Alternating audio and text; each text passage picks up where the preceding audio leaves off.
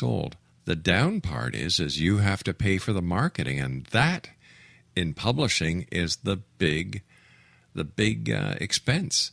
It's not the cost of the book. It's not this, that, or the thing, because if your book isn't marketed right, it's not going to move. No. Yeah. I know that, and that's one of the problems with, I have a couple of self-published books. Mm-hmm.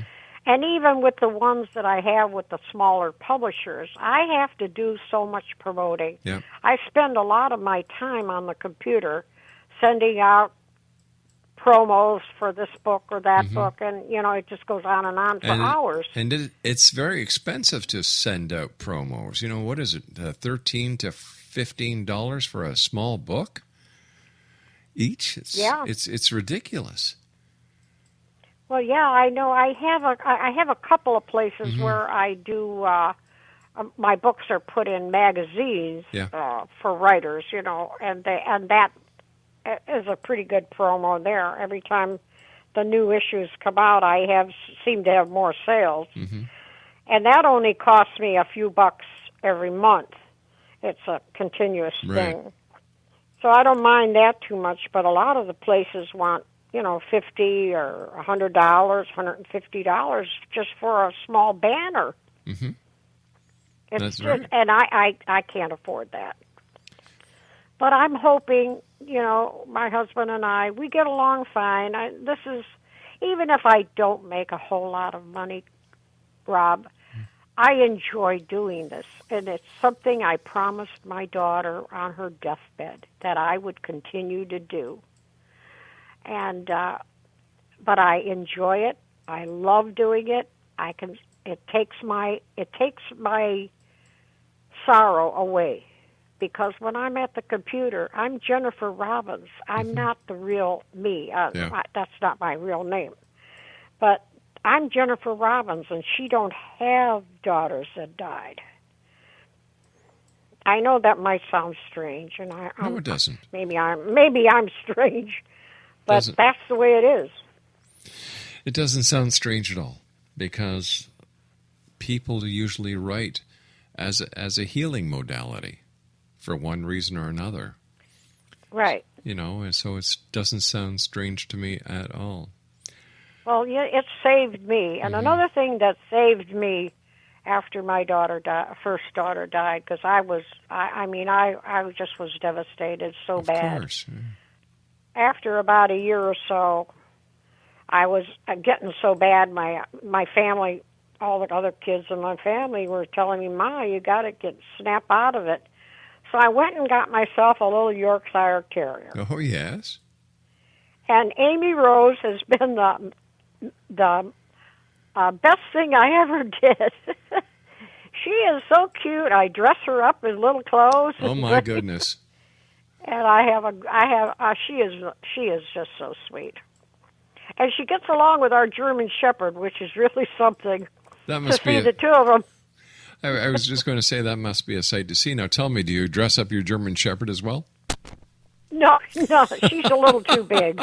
She goes almost 100 pounds. Oh, my goodness.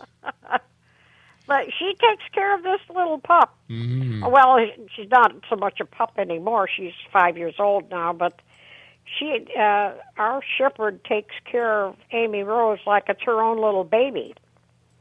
Oh, isn't that cute? And it's just so cute because the little Yorkie will jump all over Fiona's head and jump on her back. And Fiona just lays there and lets her do it.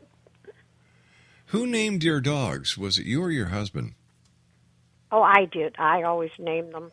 And your Yorkie is? Amy Rose. She's got a middle name.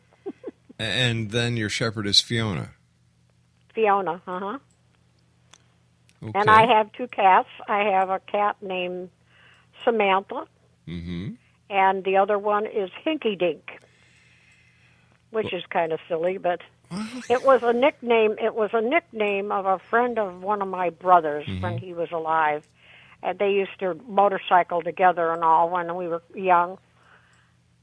So I remembered that name so much, and when I got this little kitten, I named him Hinky Dink. They're both black. So you've got Samantha and Hinky Dink. So I can just see you outside calling, Hinky Dink, come on. Yeah. Hinky Dink. Only I don't let them outside anymore because we have a wooded area all around us, and we have a lot of wildlife, including fox and other nasty creatures that come by, and they enjoy a lunch of a cat or a small animal. So I don't let the cats out anymore. I used to years ago before we had all this wildlife move in. The reason we have them now is because our surrounding areas have built up into houses. Oh, no. And it took away all the places where they lived. Right. So now, they're in our backyard. We have a lot of deer. Well, raccoons, all kinds of things. Where we lived before, up here on the mountain in Hamilton, the back of our house faced a beautiful field and wooded area. And one night, Laura and I were in the hot tub, and this beautiful big buck walked into the backyard and just looked at us, turned around and walked away. Like, I'm talking 10, 15 feet at the most. Yeah. Oh, yeah, they will. My husband, a lot of times he'll bring home bags of corn for them. And when he'll pull up with that corn, put it on the tractor, and as soon as they're back in the woods, he has one doe that comes up. I call her his girlfriend. She follows him right close behind him, all the way around till he gets every place, all the little buckets and that filled with some corn for them. Yeah, she follows him around the yard. Unreal. It's kind of fun. It's fun. Nature is a wonderful thing. It is, and it's too bad that we've taken the habitat that wildlife lives in, and we've turned it into cities, industrial parks, new developments, and we're basically making the natural habitat live in surroundings that are not natural for them. I'm sure they would much rather live in the fields and the forest than to have to live or coexist with humans so closely as many of them do these days. Yeah. Well, we're fortunate that we have a few acres here, and a lot of it is wooded. And they bed down there, and they have their babies. They give birth to their babies and everything right here. So this has become their home, kind of, and it's crazy when our dogs are all fenced in the back. We don't let them run loose because there's just too many problems in the woods. Gotcha. So, Jennifer, stand by, dear. They'll bark and bark. Jennifer, you and I have to take our final commercial break. Please stand by.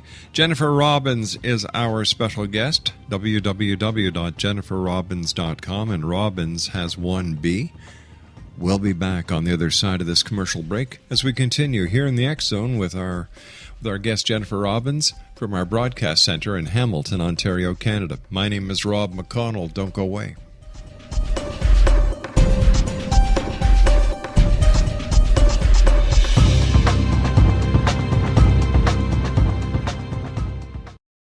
The following program may contain coarse language, violence, nudity, mature subject matter, or scenes which may not be suitable for all viewers. Viewer discretion is advised.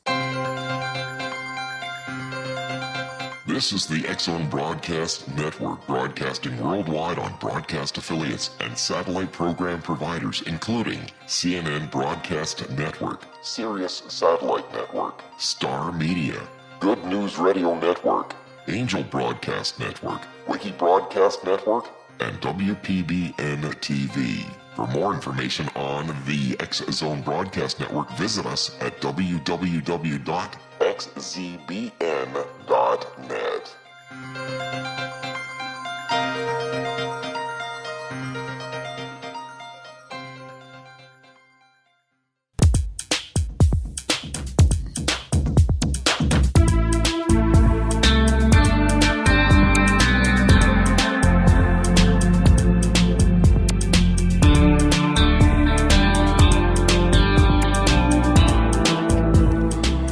Exonation, Jennifer Robbins is our guest this hour. Her website is www.jenniferrobbins.com, and Robbins is spelled with one B. And on her website, you'll be able to see all the books she has written. There's 10 plus, but her newest book, Murder Me Twice, is available on Amazon.com. What are some of the reviews that you're getting from people who were able to read Murder Me Twice, and what do they think? I'm waiting on some reviews. I send my books out to regular review sites, right? Instead of having family or friends. And I'll tell you, I've been so successful with that. A lot of my books that people will see on my website have had reviews with 4 and 5 stars, and some of the reviews are just fabulous. And I look at them and I think, God, did they say that about me? Mm-hmm.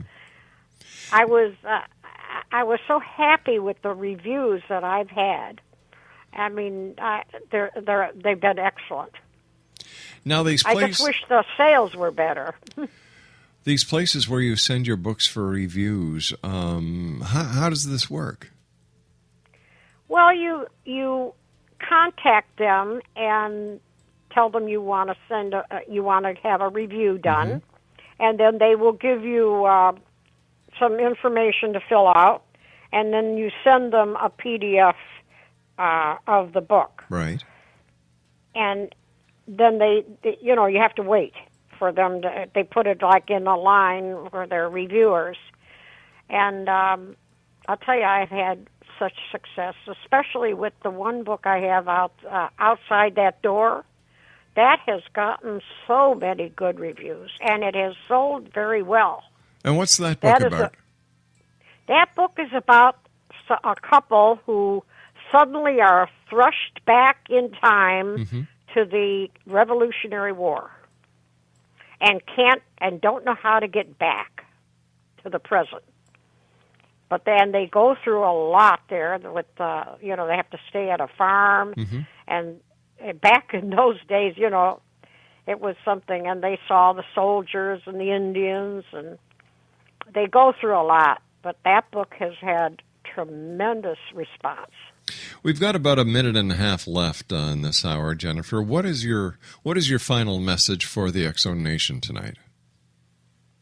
Well, I think it's wonderful, and I appreciate the time that I can spend with you, Rob, because you've always been so kind to me. And you do have very good guests and very interesting subjects, and I think your audience appreciates you too, just like I do. Oh, thank you, sweetie. Once again, let our listeners know how they can get your books and give them your website.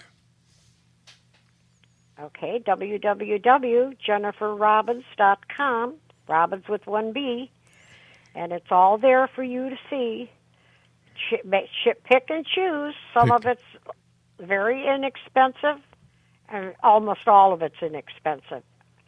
And there's nothing like sitting in a cold evening, wrapped up in a blanket, and a good book in your hand. Jennifer, I want to thank you so much for joining us. Always a great pleasure. Continued success, and I look forward to the next time you and I meet each other back here in the X-Zone. Thank you, Rob. Good night, my friend. Well, that's it for tonight, X-Zone Nation. I'll be back tomorrow night at 10 o'clock as once again we cross the time-space continuum to this place that I call the X-Zone. As I always say, if there's some way you can help someone who is in need, maybe they need a few cents, maybe they need some food, maybe they need just a friend, be there for them. And until tomorrow night, always remember, X-Zone Nation, keep your eyes to the sky and your heart to the light. Good night, everyone.